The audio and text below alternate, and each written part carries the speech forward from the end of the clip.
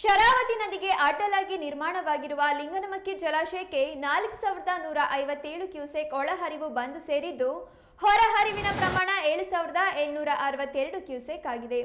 ಜಲಾಶಯದ ಒಟ್ಟು ಸಂಗ್ರಹಣಾ ಸಾಮರ್ಥ್ಯ 1819 ಅಡಿಯಾಗಿದ್ದು, ಪ್ರಸ್ತುತ ಜಲಾಶಯದ ಪ್ರಮಾಣ 1816.80 ಅಡಿಯಾಗಿದೆ. ಕಳೆದ ವರ್ಷ ಇದೇ ಸಮಯದಲ್ಲಿ ಜಲಾಶಯದ ಪ್ರಮಾಣ 1818 ಅಡಿಯಾಗಿತ್ತು. ಈ ಬಾರಿ ಜಲಾಶಯದ ಮಟ್ಟ ತುಸು ತಗ್ಗಿದೆ.